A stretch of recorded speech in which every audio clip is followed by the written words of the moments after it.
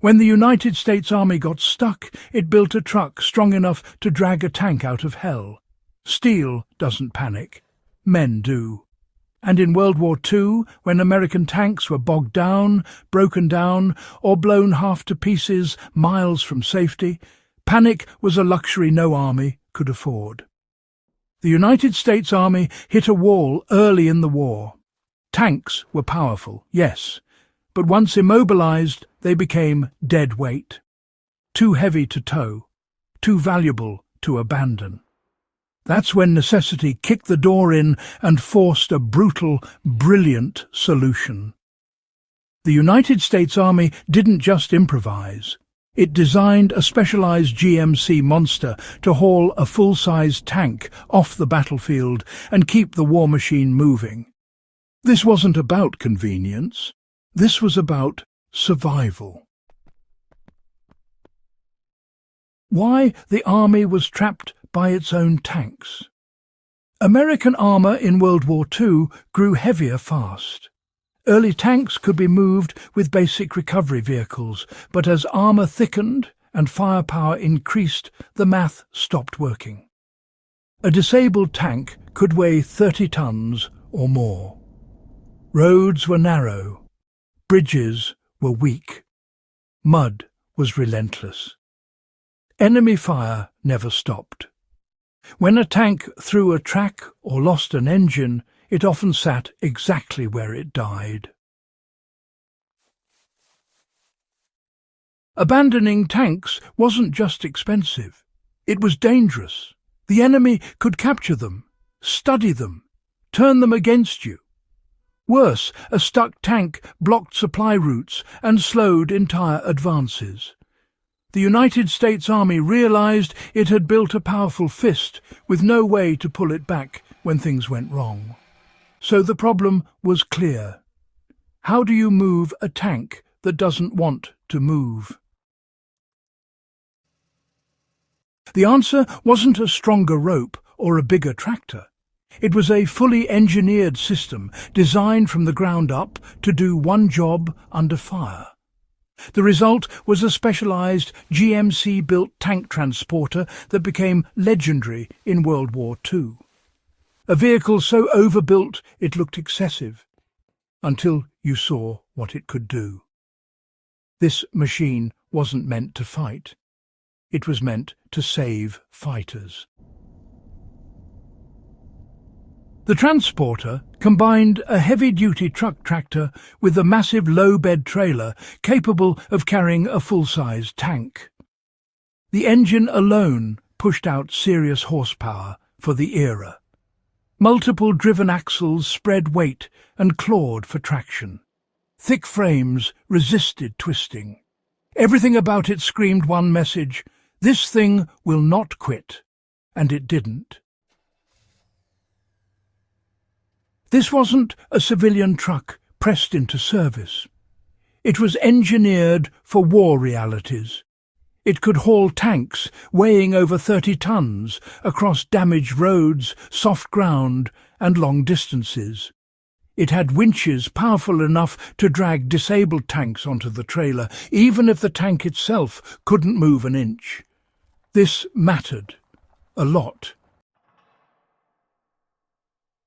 Instead of repairing tanks in exposed forward areas, crews could load them up and move them to safer rear positions.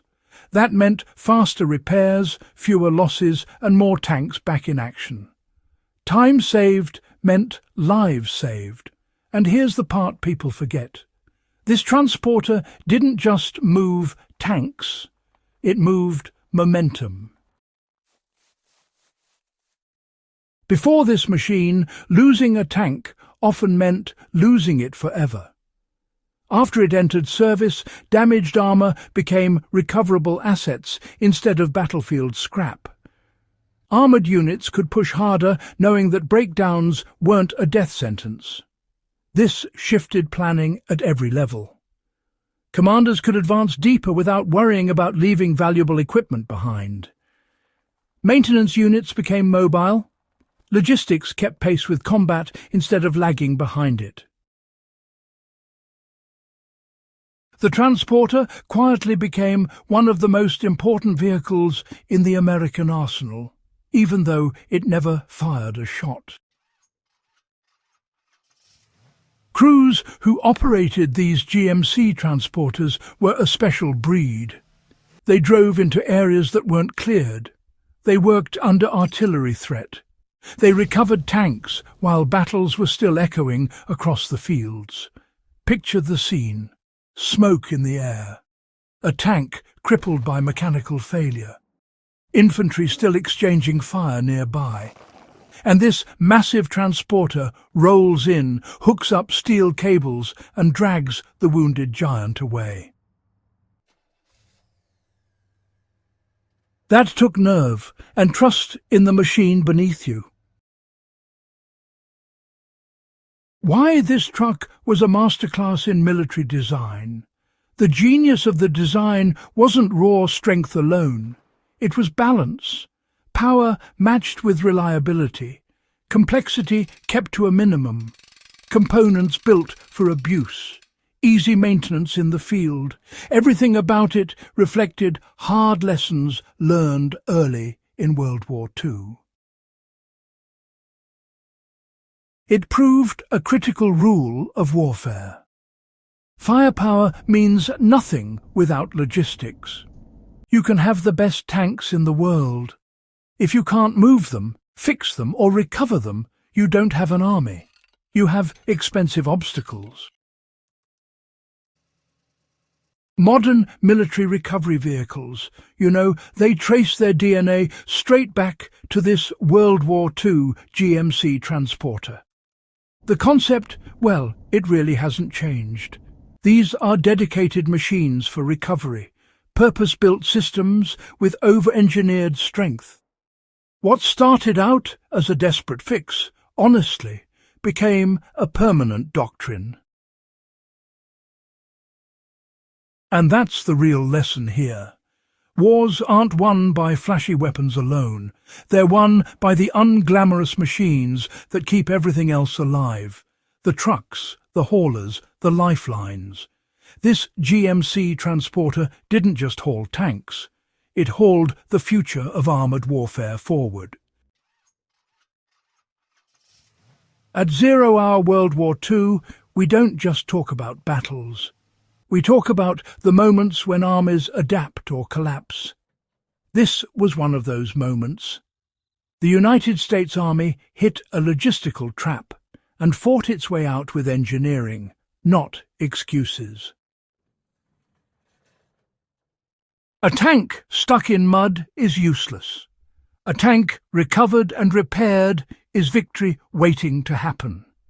That's the difference this machine made. If you enjoyed this deep dive into the hidden mechanics of World War II, make sure you subscribe to 0 Hour World War II. Share this with someone who thinks wars are won only by guns and generals. And stick with us, because honestly, history gets a lot more interesting when you look under the armour.